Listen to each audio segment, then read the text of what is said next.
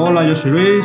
Hola, yo soy Pablo. Esto es Sano, Fuerte, Feliz. El podcast del blog en el que hablamos de deporte, alimentación, hábitos de vida saludable y cómo organizarlos para llevarlos a cabo. Hola Pablo, ¿qué tal? Hoy traemos nuestro primer entrevistado al podcast. El entrevistado de hoy va a ser Marcos Vázquez, el creador de la página web Fitness Revolucionario, con más de 5 libros escritos y un canal de radio en formato de podcast. Sí, y una aplicación también. 2 aplicaciones, ¿no? 3, si no me equivoco. Tiene Unbreakable. Unbreakable y Ringmaster. Ringmaster, pero luego también has creado una aplicación con los artículos del blog, ¿no? Correcto. Es como una versión móvil del blog, efectivamente. Vale. Eso me sonaba, claro, he ido sumando una más una. Exactamente. Digamos, 2 programas que corren en realidad sobre la plataforma Mount Hunters y luego una aplicación específica que, bueno, es simplemente una forma de facilitar el acceso al contenido del blog. Vale. Y nos gustaría saber quién es Marcos Vázquez. Bueno, así como pregunta muy amplia, ¿no? Pero bueno, como bien decías, ahora que depende de quién me pregunte, la respuesta es diferente.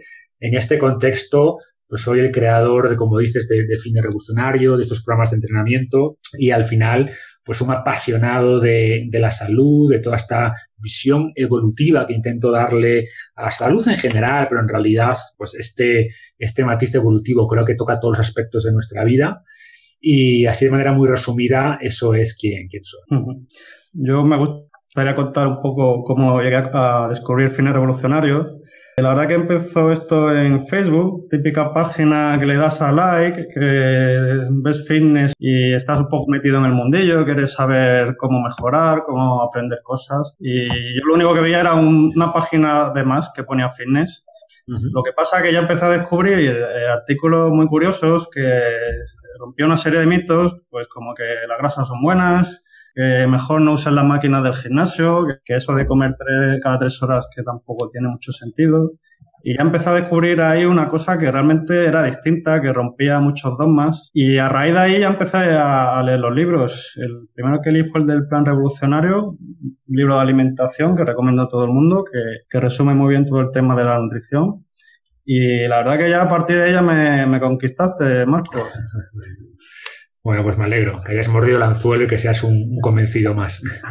Sí, yo creo que entré algo antes. Yo creo que no tenías ni libros cuando habías sacado. De hecho, estaba buscando muchos blogs de nutrición y leyendo bastante en inglés y me llamó pues que atacabas bastantes dogmas, ¿no? Sí, un poco mi motivación inicial, y luego si queréis hablamos de esto, fue pues descubrir, ¿no?, que muchas de las cosas que nos contaban sobre cómo teníamos que estar en forma, mejorar la salud y mejorar nuestra estética también, ¿por qué no hablar de ella?, pues que no tenían mucho sentido, ¿no?, si utilizábamos, como decía antes, este prisma evolutivo.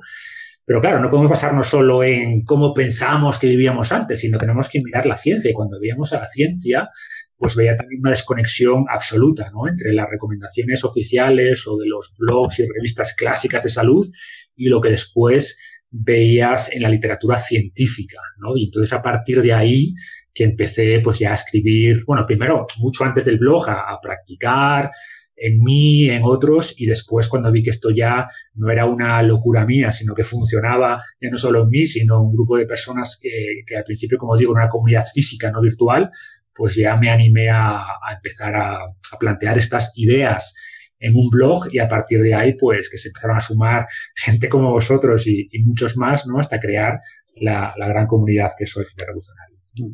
A mí me gustaría hacer un repaso a los libros que tienen, Marcos. Pues ya he hablado el del Plan Revolucionario, ¿no?, que es el, digamos, más dirigido a nutrición y alimentación. Luego está Desencadenado, ¿no?, que es un poco como de iniciación al deporte, al entrenamiento desde casa, sin apenas material, una cosa como los básicos. Exacto, o sea, Desencadenado fue el primer libro, o sea, al final dicen eso de que debes escribir el libro que a ti te gustaría haber leído, ¿no? Y yo veía que la mayoría de programas o de libros de entrenamiento eran muy analíticos, ¿no? Pues veían, oye, el cuerpo humano, que si los músculos por aquí, que se insertan aquí y allá, que flexionan, que extienden, y luego una serie de ejercicios casi siempre con máquinas, sin buenas progresiones. Y veía que esto no era lo que...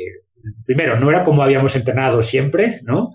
mirando, como decíamos antes, pues de los entrenamientos clásicos de guerreros de la antigua Grecia, de tal, o a los militares, ¿no? Los militares y las fuerzas especiales no entrenan haciendo flexiones de piernas en el gimnasio, sino que entrenan sobre todo pues preparándose para la vida, ¿no? Y vemos que esas personas tienen en general mejores cuerpos más funcionales. Y mi enganche inicial a todo este mundo del fitness vino por ahí, por entrenamiento, por mejorar el control del propio cuerpo, y por eso pues tenía todo el sentido que ese fuera mi primer libro. A partir de ahí lancé el programa El Plan Revolucionario, como mencionabas, que es la otra componente, ¿no? La actividad física es fundamental, pero también es la nutrición. Al final es lo que nos da energía y nos da todos los nutrientes que necesitamos. Y a partir de ahí, pues el trabajo con kettlebells, es decir, no controlar solo el cuerpo, o sea, el primer paso es controlar el propio cuerpo, pero después también en la vida real tenemos que cargar cosas, tenemos que cargar aunque sean nuestros hijos o la bolsa de la compra, o si nos imaginamos a nuestros ancestros cargando la caza al campamento, ¿no? Y yo siempre fui un enamorado, desde la que las conocí hace ya muchos años, de las kettlebells, ¿no? Me parecían una forma mucho más eficiente y entretenida de entrenar que con las típicas máquinas, desde luego, o incluso con pesos libres tradicionales como mancuernas, ¿no? Combinan fuerza, combinan flexibilidad, movilidad, potencia, etcétera. Y por tanto fue como mi segundo programa de entrenamiento. Y después continué, o sea, las kettlebells están muy bien, pero es cierto que no te van a permitir tampoco desarrollar mucha fuerza, ¿no? Y la fuerza siempre hablo de ella como una capacidad física básica que de alguna manera soporta todas las demás. Y por tanto, lancé también 2 programas con poca separación entre ellos: Barra Libre, más orientado a hombres, y Guerra Espartana, más orientado a mujeres. La programación básica es la misma, pero es evidente que ya cuando queremos especializarnos, por ejemplo, un trabajo de fuerza con un componente quizás más estético, de hipertrofia, pues hay ciertas particularidades entre hombres y mujeres, y por eso a ese nivel quise hacer ya esta separación, ¿no? Uh-huh. Y esos son como los programas, digamos, en libros digitales que tengo, y a partir de ahí mucha gente decía, oye, esto está muy bien, nos gusta mucho, pero bueno, pues estaba toda la revolución de las famosas apps, ¿no? De no quiero leerme, o además de leerme un libro de X páginas, pues quiero una app que me acompañe en mi entrenamiento, que me diga exactamente qué hacer, cuántas repeticiones, y que me lleve la programación de los descansos, etcétera, etcétera. Y ahí que hice esta asociación, como decía antes, con Mammoth Hunters, para desarrollar primero Unbreakable, y aproveché Unbreakable también para trabajar una parte muy importante que quizás, aunque la había tratado en los programas anteriores, quizás lo había hecho de manera muy lateral, ¿no? Muy indirecta, que es toda la parte de movilidad, de trabajar, pues, cuando digo movilidad me refiero a mucho más que la flexibilidad, ¿no? Porque esto es mucho más amplio y podríamos después, si queréis, debatir un poco más del tema. Y por tanto, Unbreakable es un programa de entrenamiento como tal que combina calistenia, combina kettlebells, pero tiene además 2 elementos, como digo, de mejorar pues la movilidad, la flexibilidad, etcétera, ¿no? Con mucho más énfasis que los programas anteriores. Y por último, que también lo mencionamos antes, pues desde esto es más reciente, que empecé también a trabajar con anillas, ¿no? Yo tengo muy poco equipamiento, soy bastante minimalista, soy partidario, como decíamos, de este concepto de que el mundo es tu gimnasio, ¿no? Pero las anillas me parecen un método de entrenamiento muy eficiente. Además, son equipamiento que puedes llevar a cualquier parte, te lo puedes llevar al parque, colgarlo de un árbol, de colgarlo de cualquier viga, y te dan también muchísima versatilidad, ¿no? Y por eso el último programa del año pasado pues fue Ringmaster, ¿no? Que es como una continuación, que tiene también elementos de flexibilidad, pero ya un poquito más específico y para dominar, entre comillas, pues un equipamiento, como digo, muy versátil, que son las anillas. A mí, decirte, Marcos, yo hice Barra Libre, me lo leí, lo seguí y me encantó, porque me parece que no solo es una forma de entrenar, que es un programa muy bien estructurado, con una fase de fuerza, de hipertrofia, de definición, para evitar el efecto rebote de una fase de definición, sino también porque abarca el tema de la nutrición. Yo aprendí ahí mucho, y incluso uno que parece que es el típico de gimnasio de playita, se aprende mucho también, porque la gente piensa que para definir tiene que hacer mucho cardio, mucho aeróbico. También aprendí mucho en nutrición porque, claro, una fase de definición que dije, esto se me va a hacer muy, muy duro, me cuesta arriba. Y luego ahí fue cuando empecé a hacer los ayunos intermitentes, que ya en barra libre, si no recuerdo mal, los recomiendas.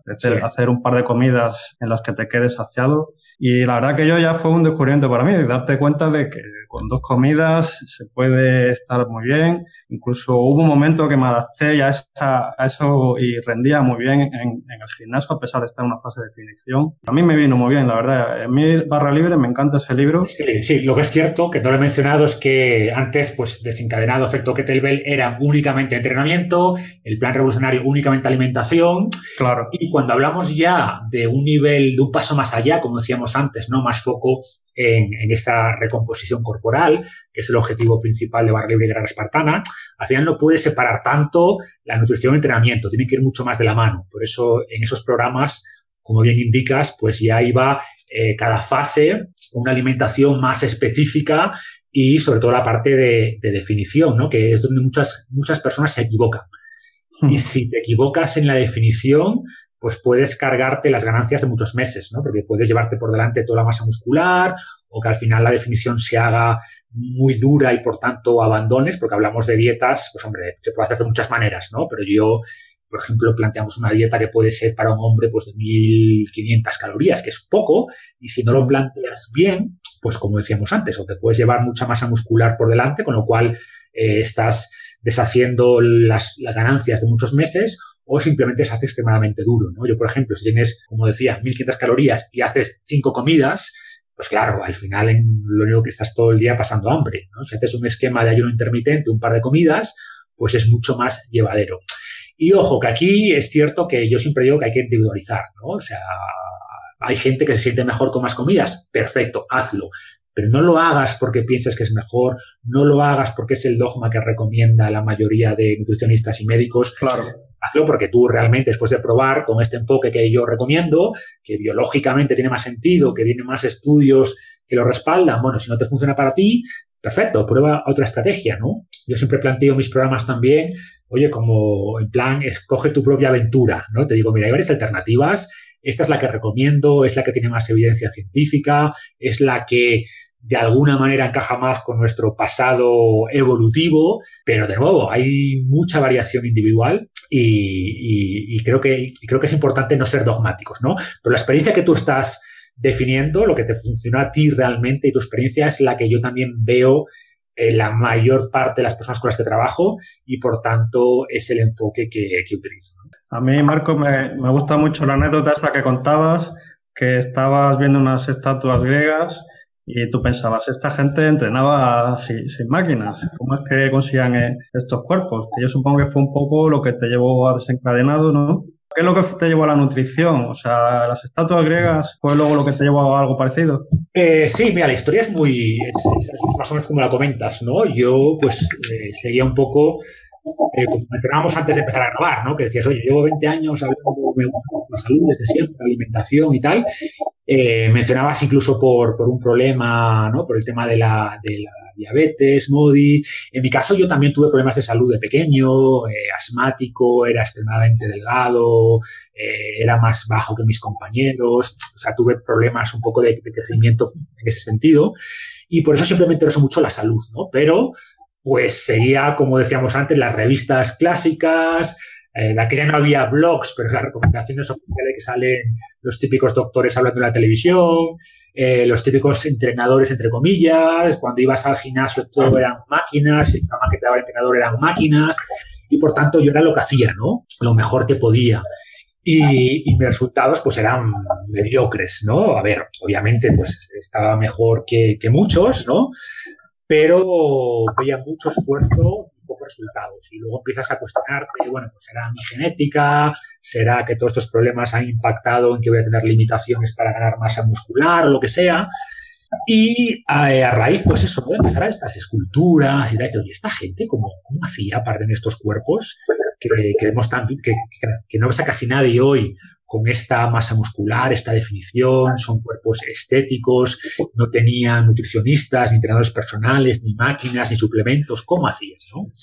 Y a partir de eso que empecé, pues lo mencionaba antes, a investigar, ¿no? Desde cómo entrenaban, desde los guerreros clásicos a cosas más recientes como los Navy SEALs, como fuerzas especiales. Había información también de las fuerzas especiales rusas y todo esto, ¿no? Y te dabas cuenta de que no hacían las típicas rutinas 4x10 de una máquina, después otra, sino que entrenaban sobre todo con su propio cuerpo y después con pesos libres, ¿no? Y empecé, pues a partir de esto, a definir mis propios programas basados en estas premisas y me fue mucho mejor, ¿no? Me fue muchísimo mejor. Y a partir de ahí empecé a cuestionarme lo demás. Digo, oye, si entrenar como antes da mejores resultados, ¿será que también todo esto? Antes no comían lácteos desnatados, ni tiraban las yemas del huevo, ni tenían estas barritas de cereales, ¿no? ¿Será que todo esto es un cuento también? Comiendo como antes, pues tengamos mejores resultados. Y a partir de ahí, que llegué también pues al trabajo de aquella, estaba empezando Lorraine Cordain y gente, Rob Wolf creo que también estaba de aquella empezaba el tema de CrossFit. Te hablo un poco de aquella época, ¿no? Y que me enganché con todo esto. A partir de ahí vi que en CrossFit usaban también kettlebells, que yo entrenaba con kettlebells, y en CrossFit utilizaba la dieta paleo, y yo por otro lado había llegado a la dieta paleo, y fue todo esto que me dio pie a empezar también a experimentar, primero como siempre conmigo mismo, y me fue también mucho mejor, ¿no? Combinado, como decía, ese tipo de entrenamiento, con un enfoque tipo paleo, que nunca fue paleo estricto en mi caso, pero sin duda como plantilla inicial o plantilla base era un enfoque paleo, y los resultados de nuevo fueron mucho mejores, incluso se redujeron mis problemas de asma que mencionaba, de respiración, etcétera, y fue un cambio muy importante, ¿no? Y a partir de aquí, pues empecé a aplicar un poco este prisma evolutivo, a interesarme mucho más por la genética, por lo que llamamos incoherencia evolutiva, o sea, en qué aspectos el mundo moderno está de alguna manera separándonos, desconectándonos con lo que nuestros genes esperan. Llegué pues todo este concepto de medicina darwiniana, biología evolutiva, etcétera, etcétera, ¿no? Y entonces digamos que se me abrió un nuevo mundo y miraras donde miraras, veías que podíamos aplicar este concepto de nuevo evolutivo, sin ser dogmático de nuevo, pero que hacia donde miraras, tanto si era entrenamiento, nutrición, relaciones sociales, psicología, microbiota, hipótesis de la higiene, etcétera, etcétera, por todas partes te dabas cuenta de que tenía mucho sentido al menos explorar en qué contexto evolucionaron nuestros genes y qué aspectos de la modernidad atentan contra ellos, ¿no? Y cuando haces eso, te das cuenta que podemos mejorar nuestra salud de forma sencilla, pero implica de alguna manera empezar a pensar de cero, ¿no? A no estar influenciado por todas estas corrientes modernistas, digamos, y plantear de cero y a partir de ahí construir tu propia filosofía, ¿no? Sí, la verdad, pues lo que has dicho, yo creo que hemos pasado muchos por todas esas fases, lo que pasa que muchos otros, algunos hemos llegado más tarde, pero desde lo que decías del gimnasio, al principio que llegabas y te decías, no, tú sepáralo en 3 días, pecho, bíceps, dorsal, tríceps, creo que era, y pierna, hombro, y luego come 7 comidas y mete pollo y arroz en todas las comidas, hasta que hemos ido rompiendo esos mitos. Bueno, que ahora he vuelto al gimnasio, que llevo unos años sin ir al gimnasio, siguen ahí estando todos esos mitos, ¿eh? Sí. Va a ser imposible, no sé cuánto hará falta, pero vamos, es increíble. Ya que le hables a alguien de zapatillas minimalistas o ritmos circadianos o tu microbiota o de cuida tu intestino, que tienes más, a nivel de células, hay más células en tu intestino que en el resto del cuerpo. Eso a la gente le entra por un lado y le sale por otro. Es hablarla en chino. Es increíble. Es así, tú has mencionado cosas muy... A ver, yo tengo un poco de esperanza porque tú has mencionado cosas muy importantes, ¿no? Hablabas de los ritmos circadianos, hablamos de la microbiota, del concepto de caminar más tiempo descalzos. Si tú piensas, por ejemplo, los últimos premios Nobel de Medicina, o sea, el del 2016 fue el descubridor de la autofagia, que está muy ligado, hay más cosas, ¿no? Pero está muy ligado al concepto de ayuno intermitente. Y el año pasado fue a los investigadores de los ritmos circadianos, ¿no? O sea, que poco a poco estas cosas que hace 5 años te tildaban de loco o hace 6 años, Pues hoy los premios Nobel se los están dando a personas que investigan este tipo de cosas, ¿no? Entonces esto, de alguna manera, me hace tener un poquito más de esperanza, que vamos por el buen camino, pero claro, hay un gap, ¿no? Hay un desfase de décadas entre lo que la ciencia va descubriendo y entre que esas recomendaciones llegan a la población. Pasan décadas, ¿no? Incluso yo entiendo que hay incluso muchos profesionales de la salud con los que yo hablo, ¿no? Y digamos que de puertas adentro te dicen, no, mira, lo del ayuno tiene mucho sentido, pero claro, yo esto no lo puedo recomendar a mis pacientes, no puedo hablar de ello porque todavía no hay suficiente evidencia. Entonces, claro, o sea, al final el problema es que para sentar las bases actuales de dietas bajas en grasa, por ejemplo, o los peligros del colesterol, etcétera, si tú cuando vas atrás, y yo lo he hecho, ¿no? Y ves la evidencia que había en su momento, era súper escasa. Entonces, ahora, para cambiar el paradigma, te piden muchísima más evidencia y ensayos clínicos controlados en decenas de miles de personas para cambiar una recomendación que se asentó hace 40 o 50 años con dos o tres estudios con pésima metodología. Entonces, por eso cuesta tanto, ¿no? Porque se ha invertido tanto en estas recomendaciones oficiales que ahora echarlas atrás, primero hay un riesgo reputacional brutal. La gente dice, oye, ya no me fío de nada, o sea, llevas 50 años dando malos consejos, ¿por qué me voy a fiar de los que das ahora? ¿Vale? Entonces hay un riesgo reputacional que nadie está dispuesto a asumir y, como decía antes, ahora piden mucha más evidencia para que estas nuevas tendencias de alguna manera modifiquen las recomendaciones actuales que las evidencias con las que asentaron hace varias décadas las recomendaciones oficiales, que siguen imperando y que cambian muy poquito, ¿no? De nuevo, hay alguna luz por ahí. El año pasado, hace un par de años, mejor dicho, pues ya la Asociación Americana del Corazón eliminó la restricción de los 300 miligramos de colesterol diario, porque ya han reconocido que, oye, mira, ya no, esto no se sostiene por ninguna parte, no hay relación en la mayoría de personas entre la ingesta de colesterol y el colesterol en sangre. Hay pequeños cambios. Sí, la revista Time, ¿no? Pero la revista Time se retractó. Se retractó, sí. Perdona, Marco, que te he interrumpido, pero no, quería decir que la revista Time dijo al final, eat butter, es decir, comed mantequilla, que no es tan mala, como habíamos dicho. Es como hasta ellos mismos, que también para publicar una portada ya retractándose significa que hay como una corriente. Correcto. O sea, por eso digo, ¿no? Que hay esperanza, pero sin duda va a ser un cambio muy lento, muy lento. Por eso, al final, quien dependa únicamente de lo que lee en la televisión, las recomendaciones oficiales, va a tardar demasiado en mejorar su salud, ¿no? Por eso me interesa un poco en intentar seguir divulgando estas cosas que creo que pueden ayudar a mucha gente y no esperar a que tengamos toda la evidencia del mundo y todos los ensayos clínicos en decenas de miles de personas, porque al final va a tardar muchísimo, porque tampoco hay ningún interés. ¿Quién crees que va a financiar estudios de ayuno intermitente? ¿Los va a financiar Kellogg's o Coca-Cola? No les interesa. Entonces, esa evidencia que se pide va a tardar décadas, si es que llega alguna vez, porque, repito, no hay interés, ¿no? Y no es ninguna gran conspiración, es simplemente, al final, quien invierte más en investigación son las empresas privadas, y para bien o para mal, es no que sea malo per se. Pero tiene el problema de que investigan lo que a ellos les interesa, ¿sabes? Ninguna farmacéutica va a investigar el jengibre, propiedades del jengibre anticáncer. No lo van a hacer porque no les interesa. Van a financiar estudios de sus fármacos, ¿no? Y es el mundo en el que vivimos. Yo creo que hay como una especie de inercia en todo esto. Lo hemos comentado alguna vez por Facebook.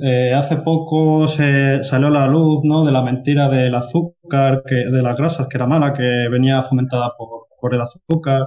Y justo coincidió que de los investigadores que habían estado en ese informe, en ese estudio, a favor del azúcar, o mejor dicho, contra las grasas, resulta que había fallecido. Entonces, digamos que hay como una serie de personas, con una reputación que mantener, y esas, teorías, esas que se crean, pues hasta que esas personas desaparecen se mantienen, porque dependen de la reputación. Sí, o sea, de hecho hay un dicho en la ciencia, que la ciencia avanza con una muerte de cada vez, ¿no? O sea, solo cuando alguien muere es posible, porque al final, antes que científicos, son humanos, ¿no? Y los científicos, como cualquier humano, quieren mantener su reputación, su estatus social.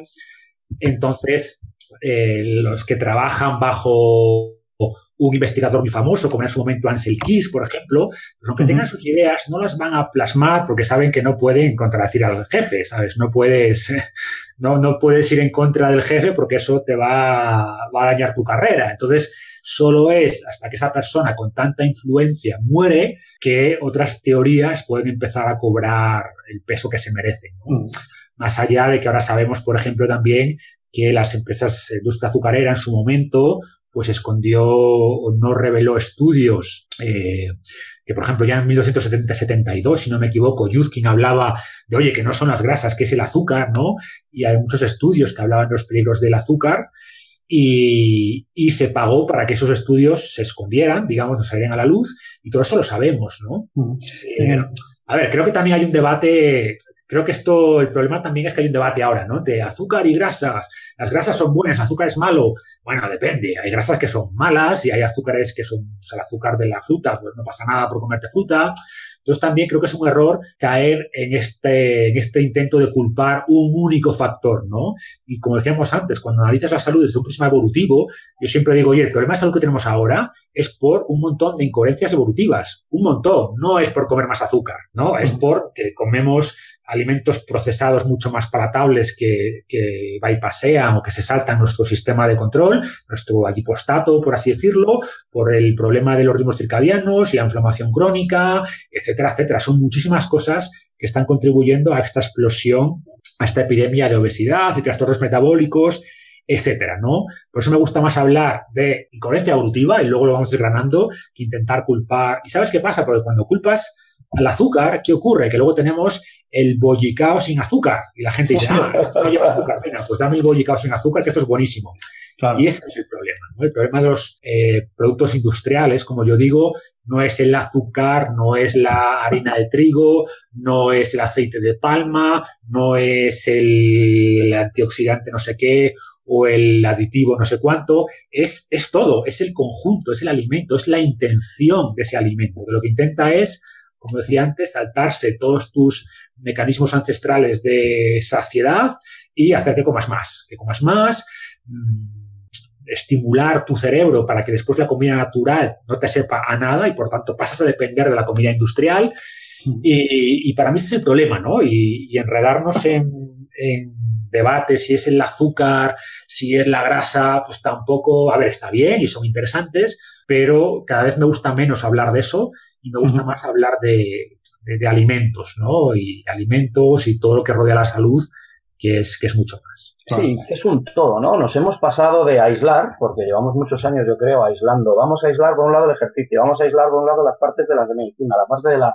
nutrición. Igual habría que verlo todo más como un todo, porque mucha gente llega a los 40 y dice, joder, llegas a los 40 y te quedas hecho polvo. No. Igual es que llevas 20 años de malos hábitos de nutrición, de deporte, de sedentarismo, de malas posturas, de inmovilidad. Y ahora, claro, hay una acumulación de 20 años. No creas que es que has pasado la barrera a los 40 y te has hecho polvo. O sea, esa acumulación y hay sinergias negativas, digamos, ahí. No sé cómo se dice la sinergia negativa, pero se han unido varias cosas en contra. Sí, totalmente. O sea, creo que hay un reduccionismo brutal en todos los ámbitos, ¿no? En el ámbito de nutrición, como decíamos antes, y entonces al bollicao le quitan el azúcar y la gente aquí piensa que es buena, o a cualquier producto refinado le ponen omega 3 y resulta que es bueno, o le echan un poquito de fibra. O le añaden quinoa, un poquito de fibra y eso es una galleta super digestiva para la microbiota. O en el entrenamiento nos hablan de músculos aislados, ¿no? Y hay que simplemente estirar este músculo y hay que fortalecer este músculo. Y a ver, la especialización no es mala, pero yo siempre digo que la especialización es cierto que crea nuevas perspectivas, pero a su vez destruye otras perspectivas, ¿no? Entonces tenemos que tener cuidado y veo un exceso de especialización en la salud actual, ¿no? No hay nadie que tenga una visión completa de la salud. Nadie. O sea, los médicos no estudian nutrición, nada, o sea, prácticamente nada. Los nutricionistas no estudian entrenamiento, los entrenadores tampoco estudian nutrición, nadie estudia pues esta visión, como decíamos antes, un poquito más basada en medicina darwiniana, biología evolutiva. Y creo que tiene que ser gente de fuera, o sea, o lo que yo llamo outsiders, insiders, ¿no? O sea, es decir, Insider en el sentido que tienes que tener un mínimo conocimiento de las bases desde biología, de nutrición, bioquímica. Si no sabes eso, pues cuidado con las personas, que hay mucho también charlatán en este ámbito, ¿no?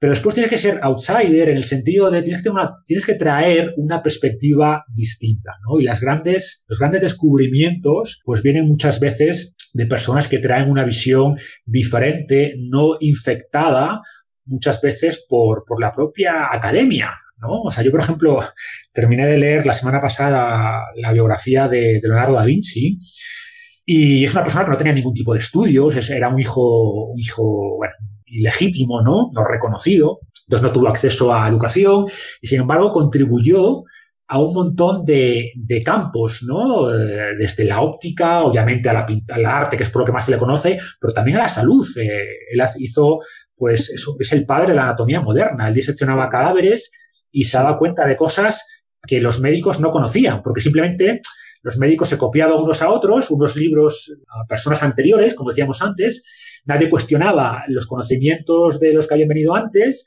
y Leonardo da Vinci traía una visión fresca y tuvo un montón de descubrimientos muy interesantes que estoy seguro que si hubiera estudiado medicina, pues simplemente habría asumido los dogmas que había antes y no habría descubierto todo esto, ¿no? Entonces, creo que esta visión desde fuera, con una visión un poco integradora, es muy necesaria, ¿no? Hay muy poca gente que esté trabajando en esto. Sí, sería como la sangre fresca en la endogamia, ¿no? Un poco bruto, pero... Exacto, hay mucha endogamia. Hay mucha endogamia, miedo a cuestionar, y las propias recomendaciones oficiales. O sea, cuando ves los estudios, ya te das cuenta que los investigadores tienen una serie de supuestos, ¿no? Oye, asumen que el desayuno es fundamental y, por tanto, lo que pretenden es demostrar eso. Pues cuando ya pretendes demostrar una hipótesis, ¿no? Demostrar una creencia que tú tienes, claro, no estás abierto o planteas ya el estudio de una manera que el objetivo es demostrar eso. Y es mucho más fácil que demuestres lo que tú crees, que veas lo que crees que hay ahí, ¿vale? Cuando si no tienes ninguna expectativa de entrada, es mucho más fácil que veas la realidad, ¿no? Y esto, pues claro, los científicos, como decía antes que científicos son personas y tienen los mismos sesgos que el resto de humanos, ¿no? Y es difícil avanzar la ciencia con todas estas ideas preestablecidas que no son ciertas, ¿no? Esto es como lo que contaba Pablo antes de empezar la entrevista, ¿no? Que en la facultad le explicaban que la pizza, que representaba perfectamente, que era súper sano, porque representaba muy bien la pirámide alimenticia. Entonces, claro, una persona en la facultad le están explicando esas cosas, pues claro, sale ya con un sesgo tremendo. De todas maneras, claro, dos cosillas que quería comentar, porque, por ejemplo, el tema de la evidencia científica, yo creo que hay como una inercia, porque, por ejemplo, desde que se empezó a descubrir que el tabaco era malo hasta que hemos llegado a que actualmente no se puede fumar en casi ningún sitio, han pasado más de 30 años. O sea, antes era habitual ver a la gente, incluso en hospitales, fumando o en aviones.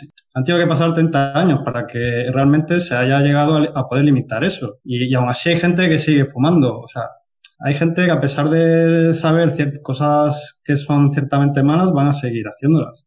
Y luego, por ejemplo, el tema del colesterol, mi madre, que es médico, pues ella, cuando empezó la facultad y empezó a ejercer, el límite total del colesterol estaba en 300 y ella no es precisamente una seguidora de fines revolucionarios ni de todo esto, pero ella sí se da cuenta de que esto de bajar el colesterol total a 200, hay un interés por la industria farmacéutica para poder vender más medicamentos. Entonces, pues... Claro.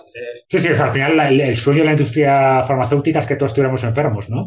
Han hecho lo mismo ahora, han reducido los parámetros de lo que se considera hipertenso y, por lo tanto, de la noche a la mañana tenemos millones de personas hipertensas nuevas y, por tanto, millones de nuevos clientes, ¿no? Y a ver, no quiero atacar a la industria farmacéutica. Al final, los fármacos somos afortunados de tenerlos, pero es evidente, lo mires como lo mires, que tenemos una sobremedicación brutal, ¿no? Y que la gente no entiende tampoco cómo funcionan los fármacos, en el sentido de que la gente asume de que, bueno, pues me tomo esta pastillita para el colesterol y esto va a ser bueno para mí. No, mentira. Hay un concepto que es el number to treat, ¿no? El número de personas a tratar. Y en el caso de las pastillas de colesterol, las estatinas, es como de 1 a 100. Es decir, tienes que tratar a 100 personas para que una se beneficie, ¿no? Y cuando digo que se beneficie, no es que viva, sino es que no tenga un infarto. No quiere decir ni siquiera que se muera. Luego habría que ver si infarto de consecuencias tiene o cuánto aumentas la esperanza de esa persona. Al final todos nos vamos a morir, ¿no? Entonces, ¿tiene sentido? Entonces, ¿las estatinas tienen su uso? Sí. Ahora bien, ¿compensa tratar a 100 personas con los riesgos secundarios que sabemos que tienen las estatinas, como por ejemplo mayor riesgo de diabetes, para ahorrar el infarto a una persona? Ojo, no estoy diciendo ni que sí ni que no, pero al menos que seamos conscientes de que esa es la discusión, porque la gente no entiende esto. Piensa que si toma una pastilla se beneficia, y es absolutamente mentira. Lo más probable, con probabilidad casi 99%, no se va a beneficiar, ¿vale? O sea, tiene mucho más probabilidades de sufrir efectos secundarios que de beneficiarse. Que a nivel poblacional podamos hablar de algún beneficio, depende, porque de nuevo, cuando tú ves un estudio de estatinas, por seguir con el tema del colesterol, ves los beneficios, ¿vale? Pero no ves el coste, por ejemplo, de haber desarrollado X diabéticos nuevos por el uso durante años de estatinas, ¿no? Entonces, depende de cómo muestren los resultados de los estudios, puede que sea, oye, pues sí, demos estatinas a todo el mundo, o que sea, mira, no compensa para nada esto, ¿no? Y en el caso de la presión arterial, pues hacemos la misma lectura. Y por comentar también lo del tabaco que decías antes, para mí esto tiene una lectura negativa y una positiva. La negativa es la que decíamos, ¿no? Que o sea, cuando miramos atrás, tenemos este sesgo los humanos, que es que miramos atrás hace 50 años, cuando los médicos recomendaban fumar y la gente no pensaba que fumar era malo, y decíamos, qué tontos éramos, qué tontos éramos de aquella. Ahora sí que sabemos, ahora de verdad que sabemos todo. Ahora estamos seguros de lo que decimos. Antes simplemente éramos unos ignorantes. Y estoy absolutamente convencido, porque así ha sido siempre, que dentro de 50 años miraremos atrás y diríamos qué imbéciles éramos en el 2018 que creíamos estas cosas, ¿no? Sí. Entonces, es cierto que como lectura negativa hemos tardado muchísimas décadas en darnos cuenta de que el tabaco era malo y en tomar medidas, ¿vale? Pero como lectura positiva, es lo que tú mencionabas, que también en relativamente poco tiempo, en 10 años, en una década, poco más, hemos pasado de ser socialmente aceptado fumar en cualquier parte, en hospitales, en restaurantes, etcétera, a que te miren muy mal. Bueno, primero, que esté prohibido, ¿no? Que si alguien lo hace, incluso casi por la calle, que te miren mal, ¿no? De alguna manera. Entonces, el aspecto, la lectura positiva, como digo, es esta, ¿no? Y si hemos conseguido hacer este cambio tan radical en el tabaco, ¿vale? Es cierto que nos costó mucho, pero si lo hemos conseguido, pues quizás con la regulación adecuada, con el conocimiento adecuado, podamos cambiar las cosas de aquí a 20, 30 años, ¿no? Sí, yo también tengo esa esperanza, que poco a poco vayamos cambiando, porque bueno, al final yo creo que a todos nos preocupa la salud. Yo, Marcos, quería darle una pequeña vuelta y para mí una de las grandes diferenciaciones de tu blog respecto a lo que había cuando lo lanzaste, o bueno, por lo menos cuando yo lo empecé a seguir, es que justificabas tus afirmaciones con estudios científicos, que no había casi nadie. De hecho, yo tenía tu blog y otro en castellano solo, haciendo justificaciones de lo que se decía y basándolo con estudios científicos. Y te quería preguntar eso, ¿cómo te dio por meterlo? Porque para mí ha sido la gran diferenciación de tu blog respecto a otros, porque había mucha gente que te decía, haz la dieta de la piña, que la piña es buena. No, dime por qué la piña es buena. Sí, es un buen punto. Mira, de hecho al principio no metía estudios, porque el blog surgió un poco, bueno, antes no detallé mucho la historia, pero como decía, mi primer grupo de revolucionario era físico, ¿no? Mucho antes del blog, mucho antes que existiera la idea o el nombre de Fin de Revolucionario. Y eran ellos los que me decían, oye, esto está súper bien, me siento mucho mejor que antes, las ideas son revolucionarias. De hecho, después el nombre de Fin de Revolucionario es un juego de palabras, ¿no? Entre revolucionario, evolucionario. Pero me gustaría que escribieras para pasárselo a mi familia, a mis amigos, que pueda darles algo donde puedan leer, ¿no? Y a partir de eso fue el blog, casi fue, entre comillas, por reclamo popular, ¿no? Entonces empecé, pues, como un hobby a escribir estas ideas. Yo me dedicaba a otra cosa, no estaba como profesional en el mundo de la salud.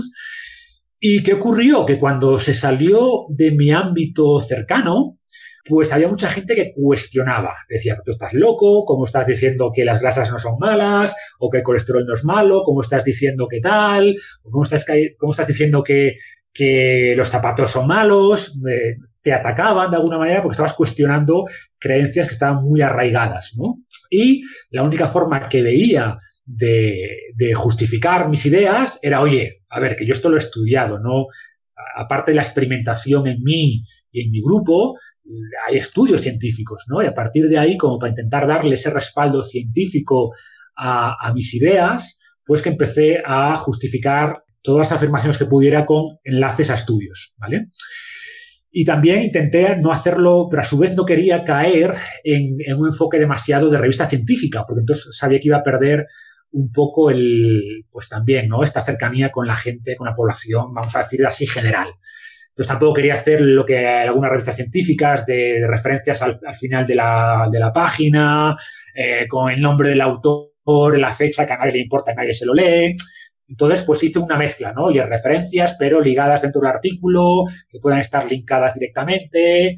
Y la verdad que funcionó bien. O sea, la gente cuando veía estas referencias científicas y veía los estudios, decía, bueno, quizás no sea tan loco esto después de todo, ¿no? Y estaban más abiertos a probarlo y por tanto tenían buenos resultados, y a partir de ahí que intenté ser mucho más riguroso con esta justificación científica, ¿no? Y además también porque mucha gente, ¿no? El famoso sesgo de autoridad, ¿no? La gente cree más, como decía antes, aunque un médico no sepa nada de nutrición, porque no estudia nutrición, cuando un médico sale con su bata blanca, que no es casual que salgan con la bata blanca porque refuerza un poco esta apelación a la autoridad, pues la gente dice, oye, tú no eres médico ni eres nutricionista, ¿por qué te voy a creer a ti si el médico aquí del programa de, no sé, Saber Vivir o el que sea, pues ha dicho que hay que comer 6 veces al día, ¿no? Le hago más caso a él porque es médico y no a ti. Yo digo, bueno, referencia.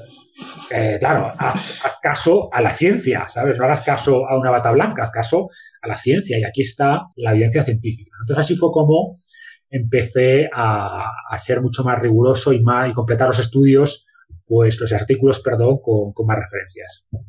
La verdad es que, vamos, es lo que te habíamos dicho. Para mí fue la gran diferenciación, y me vino muy bien porque sentó las bases, porque yo también estaba intentando evangelizar a cierta gente de que el huevo no es malo, que no tires la yema, que te puedes tomar 20 huevos en una semana, que no te pasa nada. Hombre, si solo tomas huevos en tu día a día, pues te va a faltar otras cosas, pero que no te pasa nada. Entonces, a base de ir viendo estudios, pues ya como que una parte, porque hay otros que les sigue funcionando mucho. A mi primo le funciona, a mi vecina del quinto también, y eso les pesa mucho más, pues siguen ahí, pero sirvió para justificar, que en el fondo es eso, es ser algo objetivo, ¿no? En el momento que pones un estudio es, oye, ahí tienes el estudio, léetelo y saca tus conclusiones. No te lo estoy diciendo yo, te lo estoy diciendo algo objetivo, teóricamente. Claro, para mí un poco lo que he intentado es dar recomendaciones. Por ejemplo, yo en mi día a día hago cosas que igual no tienen evidencia científica, y esas cosas no las publico por lo que digo, porque no quiero publicar nada que no tenga evidencia, pero para mí son, para que publique cosas, de nuevo, hacia la audiencia general, tiene que cumplir 3 criterios, ¿no? Uno, el que decía antes, de coherencia evolutiva. Pero, oye, ¿esto tiene sentido? Como humanos, ¿tiene sentido esto? Si tiene sentido, lo pruebo, lo experimento, ¿no? ¿Funciona en mí? ¿Funciona en gente en mi grupo cercano, vamos a decirlo así? Sí. Tercero, ¿tiene evidencia científica? Sí. Vale, pues entonces hablo del tema, ¿no? Entonces, cuando hay gente que me dice, por ejemplo, oye, que el ayuno intermitente no hay suficientes estudios en miles de personas durante años y años, y por tanto es peligroso recomendarlo. Y digo, mira, a ver, de nuevo, punto 1. ¿Esto es coherente con nuestra evolución? Totalmente coherente, ¿no? No hubiéramos evolucionado si no tuviéramos una buena capacidad de ayunar. Conocemos además mecanismos genéticos, como decíamos antes, de autofagia, de cambios en la expresión genética, del metabolismo, etcétera, que parece que son positivos. Sí. ¿He experimentado conmigo y con muchas personas? Sí. ¿Hay evidencia científica? Sí. ¿Nos gustaría tener más evidencia? Por supuesto. Ojalá hubieran 1000 estudios más. ¿Pero hay suficiente respaldo como para pensar que esto es, primero, seguro y segundo, saludable? Sí. Pues ya está, ¿sabes? Hablo de este tipo de cosas. Entonces, para mí estos 3 son los pilares. Sí. Coherencia evolutiva, experiencia práctica y evidencia científica. Sí, yo recomiendo también experimentar. Yo ya comentaba antes, para mí Barra Libre me sirvió también para empezar a experimentar con los ayunos, con una fase de definición que pensaba que iba a meter muy pocas calorías, y luego cuando ves que no pasa nada, que te encuentras bien, que incluso mejoras, dices, pues realmente... yo recomiendo experimentar, que la gente haga la prueba. O sea, seguro que todo el mundo ha probado ya hacer 6-7 comidas, a desayunar, tostadas, a comer con pan, a cenar con pan. Que la gente pruebe y luego saque conclusiones. O sea, como dices tú, evidencia científica hay, hay un respaldo evolutivo y luego la gente que experimente, que no cuesta nada, que es gratis. Exacto, porque también hay un riesgo de caer demasiado en los estudios. A ver, ¿a dónde voy, no? Por ejemplo, a veces me llega un estudio que me envían, oye, mírate este estudio, dice que un estudio, un ensayo clínico controlado, donde las personas hacían dietas isocalóricas, comían en 3 comidas, otros en 5, o hacían un intermitente y el impacto en la pérdida de grasa era prácticamente 0, ¿no?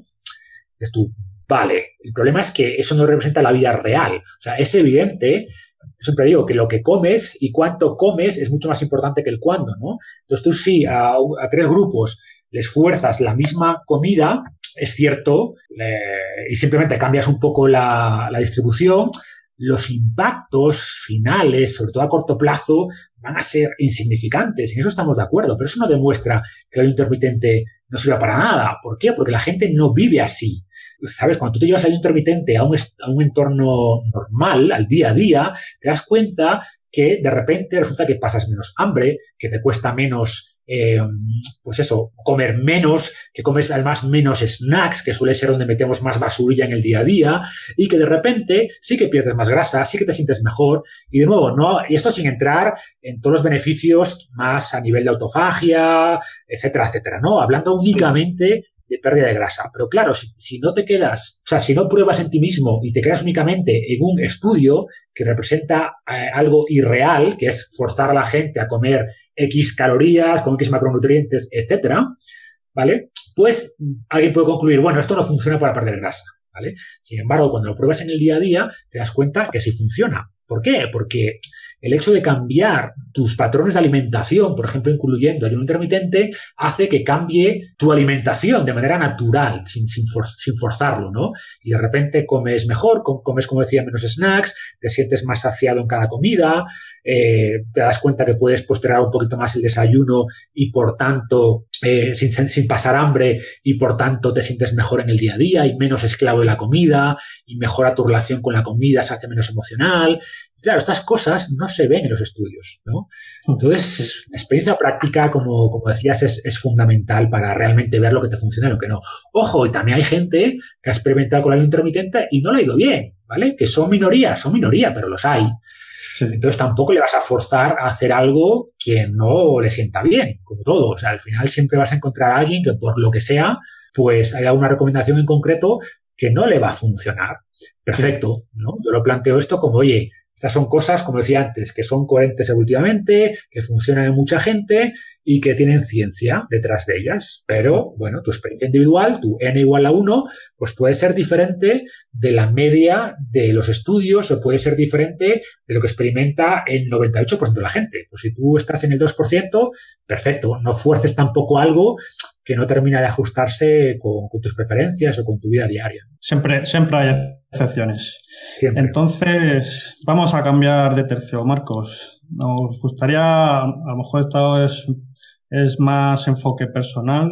No sé, esto es una pregunta abierta, Marcos. Tú, si pudieras volver a ser joven, no sé, 10, 20 o 30 años más atrás, ¿qué cosas harías distinto? O sea, ¿hay errores de los que te arrepientes? ¿Harías cosas que harías de otra manera?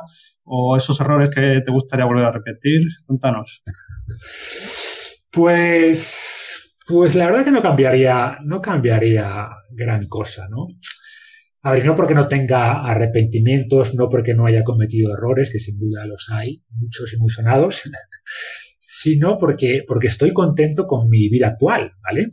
Y quién sabe, ¿no? Si igual regresas en el tiempo y cambias cualquier cosa de las que hoy considero errores, pues quizá mi vida sería peor, ¿no? Está el famoso efecto mariposa, ¿no? Que cualquier cambios pequeños, luego, que parece que son positivos en el momento, luego terminan siendo negativos. Así que ¿para qué arriesgarse si estoy contento con mi situación actual? Además, aunque quisiera, es imposible, ¿no? Y creo que dedicar recursos mentales a intentar cambiar cosas imposibles es absurdo. O sea, a mí me gusta mucho el concepto estoico de amor fati, ¿no? Que es una expresión latina que significa, podría traducirse como amar el destino, ¿vale? Y asumir que lo que ha ocurrido es lo mejor que podía haber ocurrido y ya está, ¿no? Y centrarte en las cosas que puedes cambiar.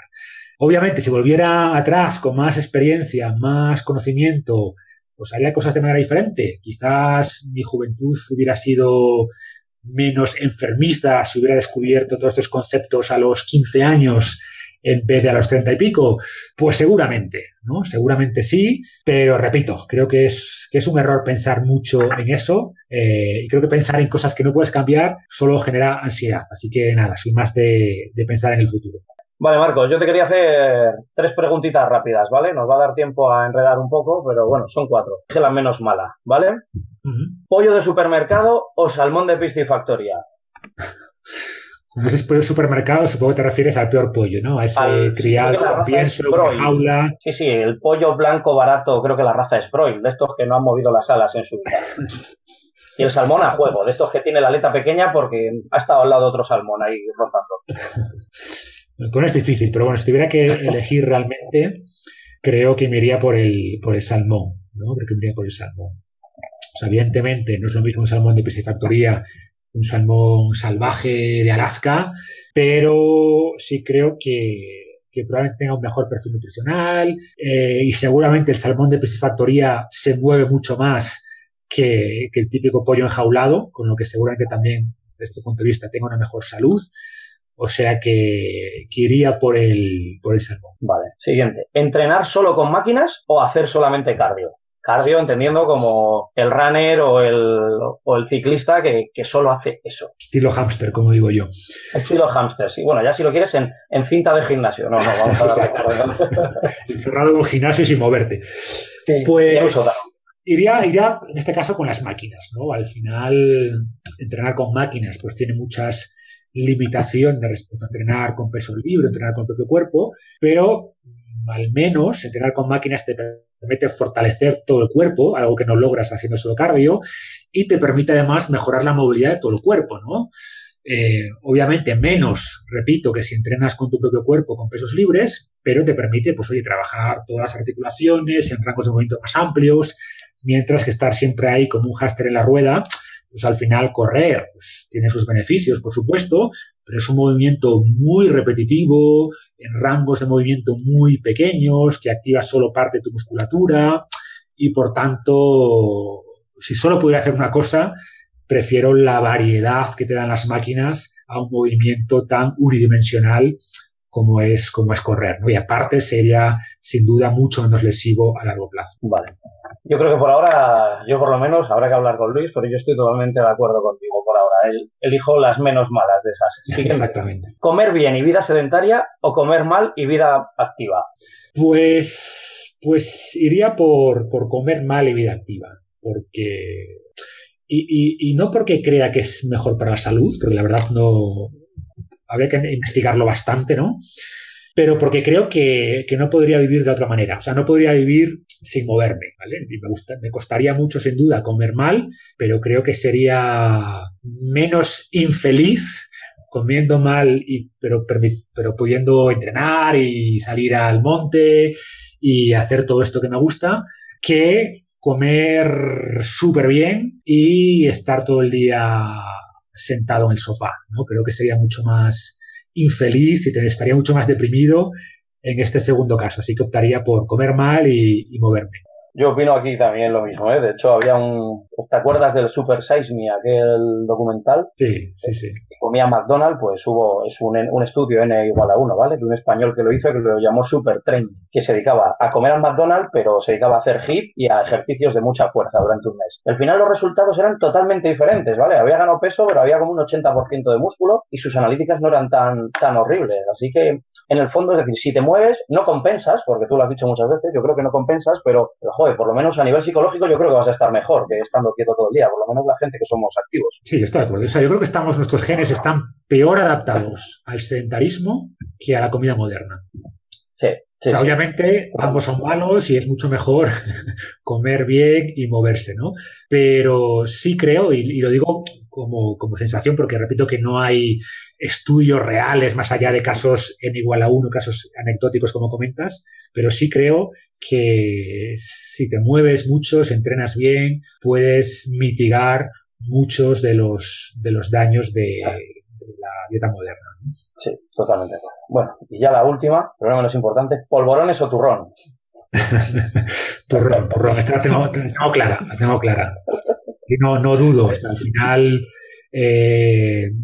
ambos llevan azúcar, pero es mucho más nutritiva la almendra de un buen turrón que la harina del polvorón, más habría que ver también, habrá polvorones y polvorones, ¿no? Sí, claro. Bueno, porque como metas un turrón ahí de chocolate de esto, que el otro día lo vi en sinazúcar.org, que tenía un 70% de azúcar, digo, ostras, aquí cambia, pero no, sería uno de Gijona o de... ¿Cómo son? De Gijona o de Alicante, ¿no? Las dos variedades tradicionales. Exactamente, sí, iríamos a un turrón con, no sé, al menos un 60% de almendra, ¿no? Y oye, pues el resto un poquito de azúcar, pues tampoco, como decíamos antes, el azúcar también creo que se nos ha ido un poco el mensaje, ¿no? Y yo entiendo, mencionabas a Sin Azúcar, yo he hablado con Antonio alguna vez y le digo, oye, tu iniciativa es súper buena, creo que ha hecho muchísimo por concienciar a la gente las cantidades ingentes de azúcar que tomamos, que nos esconden los alimentos, pero también pues genera un poco este miedo al azúcar y que todo el azúcar es malo. Oye, al final el azúcar es glucosa y fructosa. Nuestro cuerpo puede procesar la glucosa, de hecho es nuestro combustible básico en todas las formas de vida, todas consumen glucosa, ¿no? Y fructosa, podemos hablar un poquito más de ella, hasta qué punto el hígado puede tolerarla, y sin duda el hígado, si te mueves, como decíamos antes, puede utilizar bastante fructosa sin problemas. Entonces no nos centremos tanto en el azúcar, ¿vale? De una cantidad razonable de azúcar tu cuerpo puede lidiar con ella sin problemas, y tampoco caigamos en eso de no voy a comer turrón en Navidad porque tiene azúcar. Un trocito de turrón, tampoco pasa nada, ¿no? Y al final, como decía antes, desde la perspectiva evolutiva, a veces una mala comida en un contexto de celebración con amigos, con familia, te sienta mejor que el mejor salmón salvaje de Alaska, como decíamos antes, con rúcula y espinaca, solo, deprimido en tu casa, ¿no? Entonces también hay que considerar todo. Sí, aquí somos unos grandes promovedores de si vas a comer cosas que no son saludables, por lo menos, o vas a tomar alcohol, que no hay una pequeña cantidad que te siente bien, pero digamos que puede haber cantidades que no sean tan malas como otras cosas, por lo menos hazlo con amigos y con familias y disfruta, que el efecto psicológico que te va a dar, vas a tener unos beneficios brutales. Claro, yo en estas fiestas, aprovechando también, o sea, hay mucha gente que dice, no, cuidado, no comas turrón, o come menos turrón, o solo un poquito de vino, o solo... O sea, yo, entiendo que los excesos son malos y lo que quieras, pero no soy tampoco partidario de estar mirando en esta comida de Navidad o de fin de año lo que comes. O sea, al final, el gran problema que tenemos es que si tú miras todas las religiones, todas tienen celebraciones y todas tienen atracones. Y cuando cazamos un antílope hace 15.000 años, nos comíamos hasta hartar, ¿no? ¿Qué ocurre? Que después igual pasamos 2 días comiendo muy poquito. Y todas las religiones tienen también periodos de ayuno, ¿vale? Cuando Ansel Keys fue a Creta, y solo se fijó en lo que le interesaba, como decíamos antes, solo ves lo que quieres ver, pues en Creta tenían, por ejemplo, periodos, eran cristianos ortodoxos, tenían periodos de ayuno, y sin embargo, en la civilización actual, ¿no? La sociedad moderna, nos hemos quedado con las fiestas de los atracones. Sin embargo, estos momentos de ayuno, eso no, eso lo quitamos, ¿no? Entonces creo que es sano, o sea, esa inteligencia ancestral, pues tenemos que revivirla. Y quizás después de las Navidades sería bueno estar un par de días sin comer, ¿no? Sin embargo, cuando planteas ese tipo de cosas, no, eso es malísimo. Ya, tú te has quedado con la parte de la religión que te interesa, te has quedado con los atracones y la celebración, cuando los momentos de sacrificio y de ayuno, esos son malísimos para la salud, ¿no? Entonces, como digo, al final todo es un equilibrio, ¿no? Es un equilibrio entre darte un atracón de vez en cuando, que no solo no pasa nada, sino que creo que es beneficioso, incluso en este contexto de celebración, de contacto social, etcétera. Pero no olvidemos los preceptos también ancestrales de, oye, ahora, pues mira, vas a estar un par de días comiendo un par de manzanas y una sopa de pollo, ¿no? Y esa parte como que no. Después de la celebración seguimos comiendo igual que antes de la celebración. Ese es el problema. Sí, vamos, estamos de acuerdo. Y creo que mucha gente, incluso tú, vamos, nosotros también lo hemos dicho, yo no sé si ya lo he oído, que lo que hagas del 24, ¿no?, al 7 no debe preocupar, si lo que has hecho del 7 de enero al 24 de diciembre está bien hecho. Exacto, o sea, al final, a ver, que también eso tiene su peligro, ¿no? Porque es cierto que hay gente que en estas fechas gana 3 o 4 kilos que luego igual pierde 2 y cada Navidad gana 2 kilos y esos kilos se van sumando, ¿no? Entonces, para mí el tema es, como decía antes, ¿no? Entender que la vida, pues, oye, tiene sus momentos de celebración y tiene sus momentos, pues, que no hay que tener miedo a los excesos. Digo que a veces la magia se logra equilibrando los extremos, ¿no? Y está bien los momentos de excesos, pero ojo, no olvidemos los momentos de sacrificio. Y después de Navidad, pues, coño, pues apretate un poquito el cinturón y haces un poquito más estricto con los ayunos intermitentes y ese tipo de cosas, ¿no? Y si haces eso, no vas a tener ningún problema. Bueno, Marco, yo quería aprovechar para hacer un poco de publicidad, que la gente se pase por el episodio 13 del podcast, que explicamos cómo sobrevivir a los excesos de Navidad. Un momentito de spam en nuestro propio canal de podcast.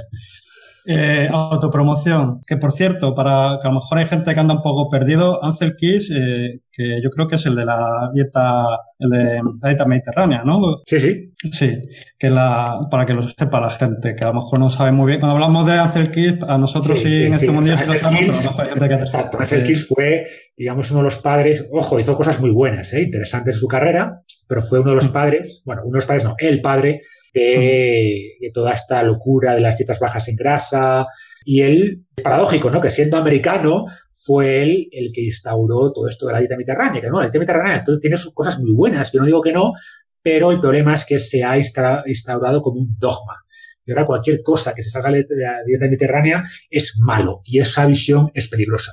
Entonces, Ansel Keys, pues, viajó a varios países mediterráneos, pero fue en Creta, donde había, pues, una población longeva, con una especial salud, incluso en personas de avanzada edad, y él atribuyó a la dieta, pues, esos beneficios, ¿no?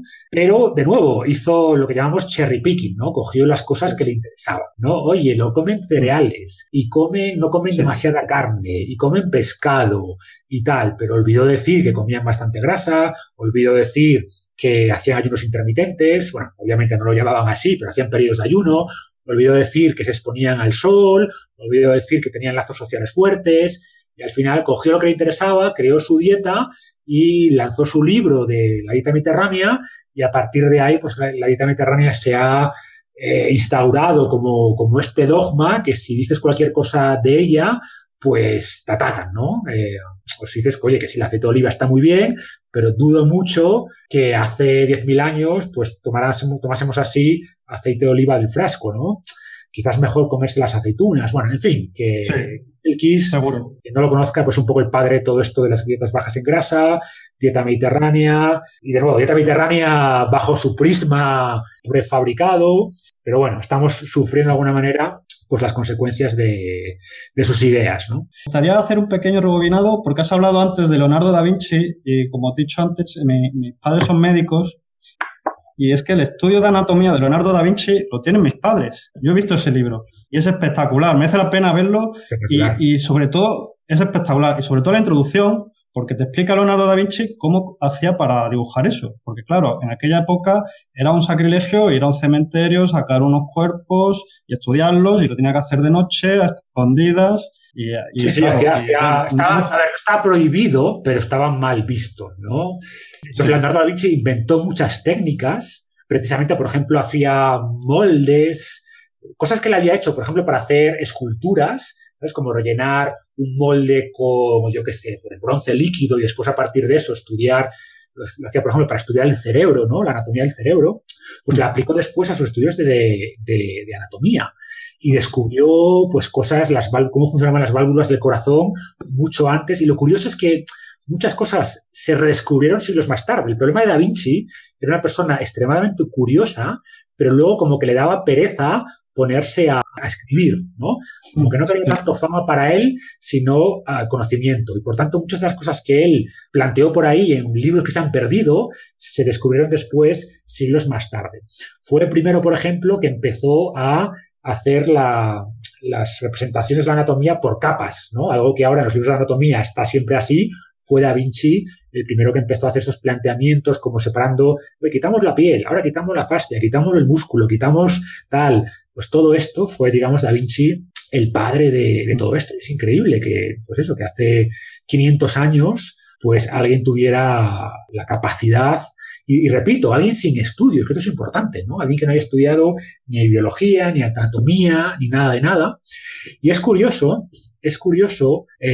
porque explican en el libro también algunas de las cosas que Da Vinci planteó de manera equivocada, y luego se dieron cuenta que las había planteado de manera equivocada porque eran cosas que él había estudiado, ¿no? Es decir, las cosas que estudió, él mismo cayó en el propio error de asumir que eran ciertas, ¿no? Sin embargo, las cosas que él estudió por sí mismo, sin conocimientos previos, es cuando hizo sus mayores descubrimientos. Por tanto, desde luego que tenemos que aprender del pasado y de los que han venido antes, pero siempre con una mirada escéptica y sabiendo que, como decía antes, que quizás dentro de 50 años, bueno, quizás no, seguro que dentro de 50 años muchas de las cosas que creemos que son totalmente ciertas hoy, nos daremos cuenta que no lo son, y por tanto tenemos que aplicar este escepticismo y esta mirada curiosa que tenía Da Vinci. Lo que sí, Marcos, te digo que el libro de Leonardo es el que estudiaban mis padres en la facultad, o sea que es impresionante. No es que esté ahí en la biblioteca en plan, bueno, por curiosidad o en plan cultureta, no, es el que usaba en la facultad. Sí, sí. Y bueno, cambiando de tema, queremos hacer un poco de debate, el falso fitness y antiguos mitos. Y es que, Marco, te metes en Instagram y en YouTube y todavía se ve mucha gente tomando suero de leche o proteína whey llena de edulcorantes, o pizzas con bases proteicas, o máquinas de gimnasio y... O sea, esto que hemos hablado antes, ¿no? Como que hay una inercia, todavía veo mucho falso fitness, que te tomen la clara de huevo porque la yema tiene muchas grasas. Esto realmente, el futuro, ¿cómo lo ves? ¿Máquinas más futuristas? ¿Clases colectivas más complejas? Yo esto lo que en resumen lo llamo el falso fitness. A ver, creo que esto siempre ha existido y siempre existirá, ¿no? Es decir, los vendedores de crecepelo y de cualquier tipo de elixir anti-envejecimiento, esto es tan viejo como el ser humano y creo que siempre va a estar ahí. A mí me preocupa mucho, pues, un poco esta corriente del fitness que está únicamente preocupada de la estética, ¿no? Y ojo, que yo no soy antiestética ni mucho menos, creo que es natural, perfectamente evolutivo preocuparse por tu estética y por verte bien y por tener un físico que resulte medianamente atractivo al sexo opuesto, creo que es perfectamente natural. El problema es que, claro, en el mundo actual, como ya no tenemos ningunos requerimientos físicos reales, ¿no? Ya no tenemos que correr para atrapar presas o para escapar de depredadores, ya no tenemos que luchar, ya no tenemos que levantar peso. Pues al final todos esos aspectos más de desempeño, que para mí es lo principal, los perdemos y solo queda la estética.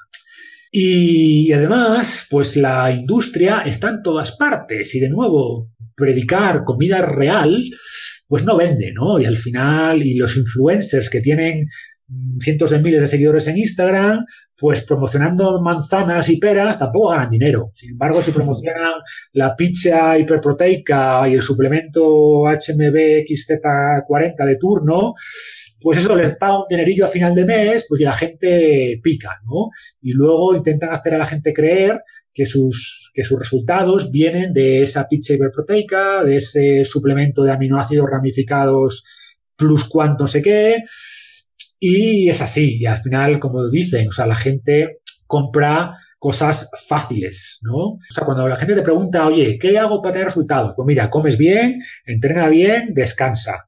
Ya, pero más, la gente busca secretos, busca suplementos, busca pastillas. Somos así, buscamos cosas fáciles, ¿no? Entonces, digamos que la demanda siempre va a estar por algún tipo de atajo, por algún tipo de solución rápida a mis problemas. Y si la demanda está, la oferta va a llegar, ¿no? Ofertar todo tipo de nuevo, de suplementos, de pastillas, de productos alimenticios, fitness, etcétera. Entonces, eso creo que siempre va a estar y no vamos a poder eliminarlo, ¿no? Lo mismo que, como decías, máquinas cada vez más avanzadas. Y ojo, yo tampoco me opongo. O sea, por ejemplo, hay gente que me dice, oye, ¿tú cómo tomas proteína de suero o creatina si tú eres paleo no sé qué? Nuestros ancestros no tomaban proteína de suero. Y yo, vale, estoy de acuerdo, ¿no? Pero yo no soy tampoco dogmático.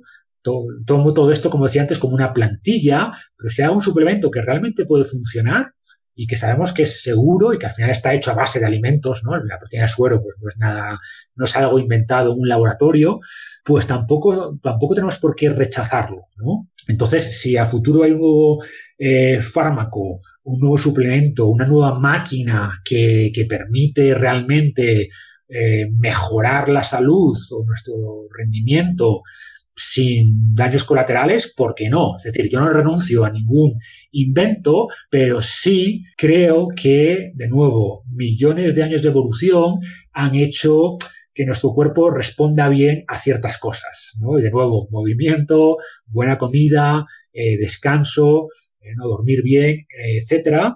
Y por tanto, hay que ser muy escépticos en todo aquello que nos intentan vender como nuevo, ¿vale? Sí. Sabiendo que, de nuevo, que creo que eso va a estar. Eso no creo que seamos capaces de eliminarlo, pero mi objetivo pues, es un poco hacer crecer este movimiento paralelo, como yo digo, y al menos que sea una parte importante. Ahora somos muy poquitos, ¿vale? Somos una gota en el océano y, bueno, pues que seamos un pequeño lago al menos, sabiendo que es muy, muy difícil luchar contra todos estos intereses comerciales. Al final, claro, cuando ves a Coca-Cola patrocinando eventos deportivos y maratones y a Powerade o Gatorade o Aquarius, las carreras populares, pues es muy, muy, muy complicado luchar contra eso y creo que siempre va a estar porque de nuevo se suma con este sesgo humano de buscar atajos para todo, pero mi propósito al menos es hacer que esta corriente un poco paralela, que de nuevo no rechaza la tecnología ni mucho menos, pero entiende que en vez de mirar tanto a los inventos del mañana, tenemos que mirar a nuestra evolución del pasado, ¿no? Ahí está realmente la receta secreta de la salud y creo que al final estos movimientos seguirán conviviendo por siempre, pero bueno, mi objetivo es hacer nuestro un poquito más grande. Vale.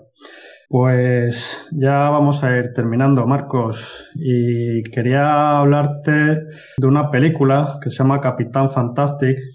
Si alguien de los que nos está escuchando no la ha visto, les recomiendo que pare aquí de escuchar el podcast porque vamos a hacer spoilers, vamos a hablar un poco de la película.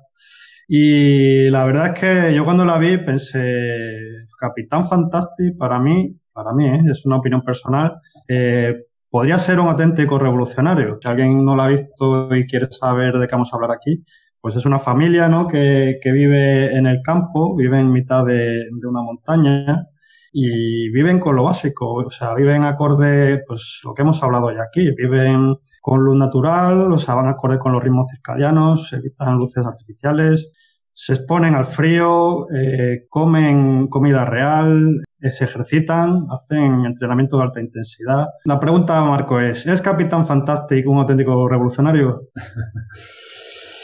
A ver, sí, no. Es una buena película, yo recomiendo a todo el mundo que la vea. No sé si suena la película que tiene más años. Bueno, de hecho, el libro que es Into the Wild, que luego se tradujo en español, creo que hacia Rutas Salvajes o algo así. ¿Sabéis cuál es? No la he visto. No la he visto.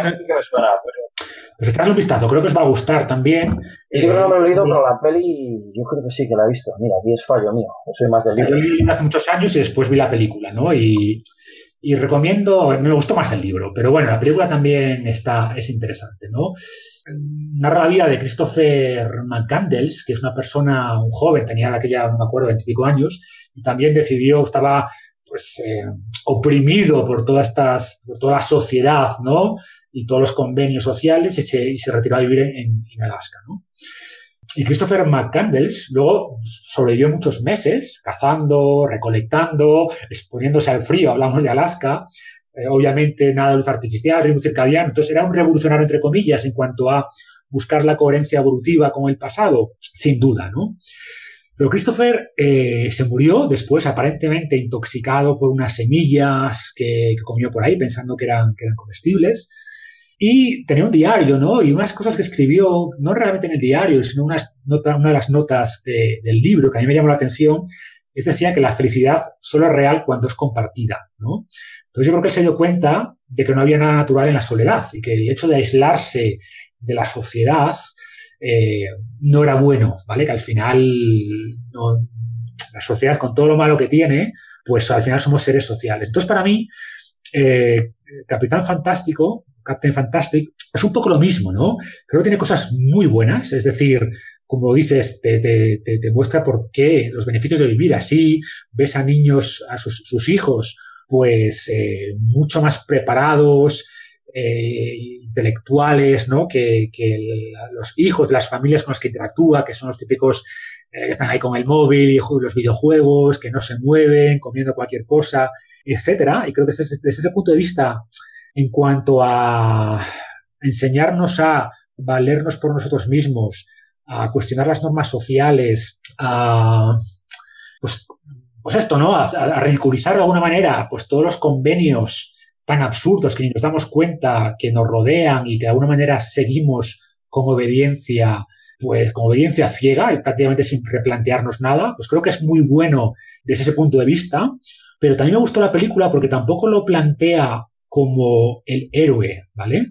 Porque también creo que nos hace conscientes de los peligros, como decía antes con el caso de Hacia rutas salvajes, de dar la espalda a la sociedad, de que luego los niños quizás crecen pues con cierta, no sé cómo decirlo, como que sienten que se están perdiendo cosas por vivir tan aislados del resto del mundo, y creo que de alguna manera también muestra eso, ¿no? Que esta persona no es un héroe ni es un villano, ¿vale? Y creo que esto es bueno porque nos gustan las películas que haya alguien claramente malo y alguien claramente bueno, ¿no? Como digo, el héroe y el villano, y en la vida real es un poco más compleja. Estas distinciones no son tan claras y es bueno cuestionar nuestras propias ideologías. Y de nuevo, el tema de la tecnología, ¿no? O sea, ¿es bueno renunciar a toda la tecnología? Yo creo que no. O sea, pensad, por ejemplo, que antes que nosotros, el Homo ergaster, Homo erectus, cuando empezaron con el fuego era una nueva tecnología. Y gracias a usar el fuego y a controlar el fuego, fue que nuestro cerebro pudo evolucionar. Y podíamos cocinar carne, cocinar tubérculos, y por tanto no estaríamos aquí hablando si alguien hubiera dicho, ¿no? Hace 500.000 años o más, depende a quién preguntes, cuándo empezamos a controlar el fuego. Pues no, eso del fuego es un invento moderno, nada, vamos a seguir comiendo la carne cruda y los tubérculos crudos como nuestros ancestros, ¿no?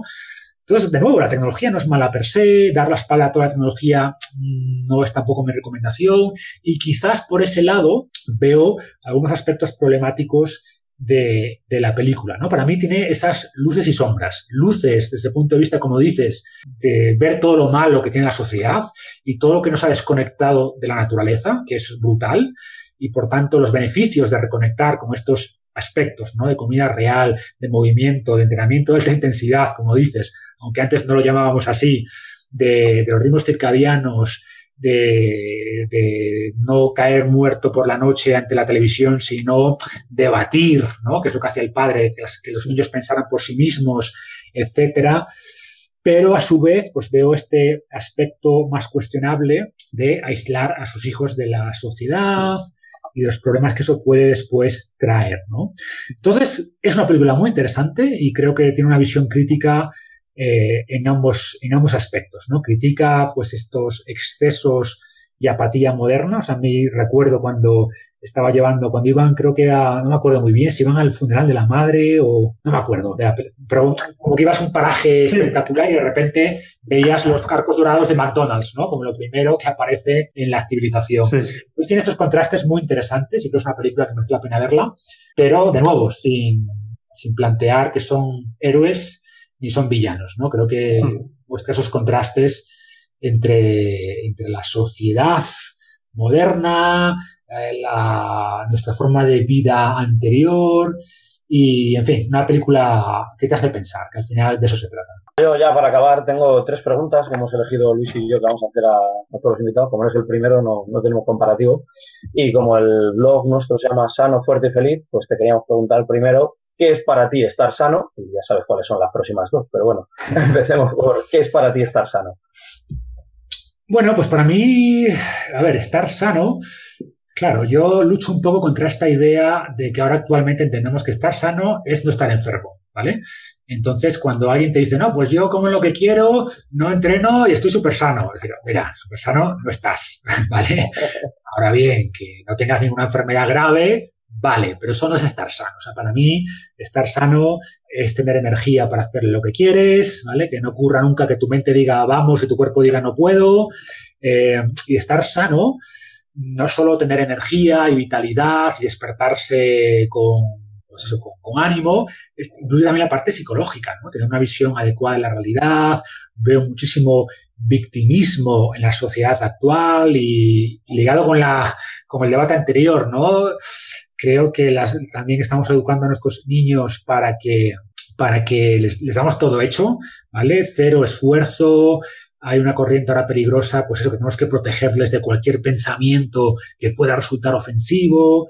Entonces, creo que también estar sano incluye la perspectiva psicológica, ¿no? De estar bien adaptado. Bien adaptado, cuidado, ¿no? Porque dicen que estar bien adaptado a una sociedad enferma, pues al final es enfermizo. Pero me refiero a estar bien adaptado en el sentido de tener las cosas claras y de ser escéptico, de no seguir dogmas de manera ciega. Creo que todo eso también es parte de una parte sana. Y supongo que la siguiente pregunta es qué es estar fuerte, ¿no? Exacto. Pues, a ver, para mí realmente estar fuerte es una extensión de estar sano, ¿vale? Porque como decía, mi visión de salud es más amplia que ausencia de enfermedad. Entonces, y un mínimo de fuerza es necesario para estar sano. Al final, cualquier actividad, desde levantarse de la cama, a subir escaleras, a cargar las bolsas de la compra, requiere fuerza. La gente no es consciente de que lo que nos lleva al geriátrico no es falta de capacidad cardiopulmonar, sino suele ser, oye, que no tienes fuerza y movilidad básica para vestirte, para levantarte, para hacer la compra, ¿no? Eso es lo que nos lleva al geriátrico. Y la fuerza, por eso decíamos antes, que es una cualidad fundamental.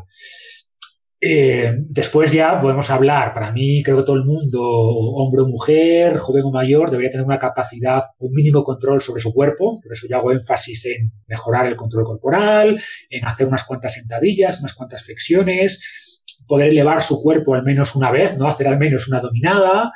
Y después, pues, ser capaz de controlar objetos externos, oye, de cargar la compra, de cargar los bebés, etcétera, etcétera, ¿no? Para mí un poco eso, es suficiente fuerza como para moverte bien en la vida, pero claro, no en la vida moderna, sino pensamos un poquito más allá, ¿no? En la vida antes de que hubiera escaleras mecánicas y ascensores y carritos de la compra, ¿vale? Y supongo que la última es feliz, ya ¿no? sabes cuál es. ¿Qué es para ti estar feliz? Es complicado, ¿eh? Yo por lo que veo vas bastante acorde a nosotros y es complicado muchas veces separarlo, pero te queríamos hacer las tres preguntas por separado para que puedas, o sea, para forzarte un poco más, porque separarlo es complicado y sabemos que tienes tablas. Sí, estamos cayendo en el reduccionismo que criticábamos antes, pero vamos, está bien. A ver, la felicidad es súper compleja, el tema de la felicidad. Es un concepto un poquito más filosófico, porque si lo piensas, a la evolución le da absolutamente igual nuestra felicidad. Al final la felicidad no es necesaria para sobrevivir y para procrear y por tanto no hemos sido seleccionados evolutivamente para ser felices, ¿no? Pero lo que es cada vez más claro, y hay un estudio de Harvard muy interesante que empezaron se llama el Adult Development Study, y empezaron desde 1938 a recopilar un montón de variables biológicas, genéticas, psicológicas, cognitivas, etcétera.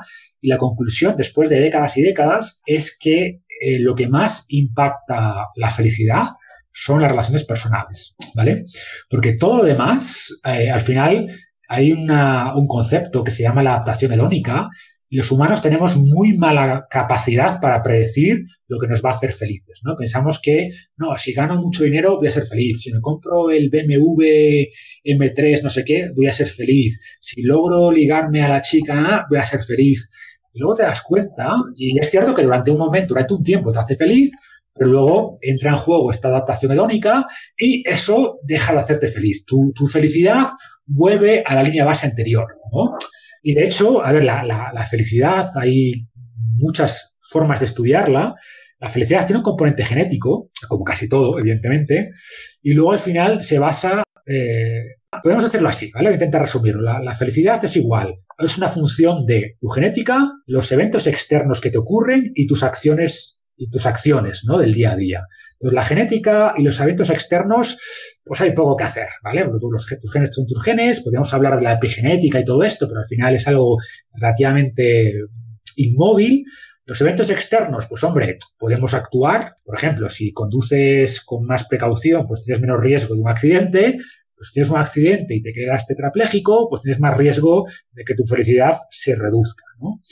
Pero tenemos que centrarnos en el tercer componente, que son nuestras propias acciones, ¿vale? Y a veces no somos conscientes de que la felicidad es el día a día. O sea, por ejemplo, si duermes mal, si comes mal, si estás siempre estresado, todo esto va a impactar tu felicidad, va a impactar la capacidad de tu cerebro de producir los neurotransmisores que necesitas para sentirte bien, ¿no? Entonces, para mí la felicidad, y que me estoy enrollando mucho, me gusta el concepto griego de eudemonia, ¿vale? Que está relacionado con desde la virtud, el crecimiento personal, es decir, tener ciertos valores que rigen tu vida, incluir a otras personas e invertir en relaciones sociales y pues cuidar los aspectos básicos de la salud, ¿no? Y si tienes eso, o sea, tienes ciertos valores que guían un poco tus acciones, cuidas tu salud, si tienes unas buenas relaciones sociales, pues creo que la felicidad va a ser algo derivado de eso. Mientras que si intentas perseguir la felicidad por sí, lo más probable es que no la alcances nunca, ¿no? Como digo, es un enfoque un poquito zen, ¿no? De que al final eso que persigues escapa y a veces de una manera más indirecta, cuidando estos aspectos que sabemos que influyen, pues la felicidad o la satisfacción general con la vida, pues llega de manera sola. Muy bien, Marcos. Pues nosotros ya, la verdad que se me ha pasado volando el tiempo. Parece que ha salido una entrevista un poco larga. Yo por mí seguiría charlando y charlando más, pero yo creo que hasta aquí hemos llegado y está bastante completo. Y nada, decir que es un honor tenerte a ti como invitado, que eres una referencia para nosotros y para mucha gente. Y muchas gracias por haber venido a nuestro podcast.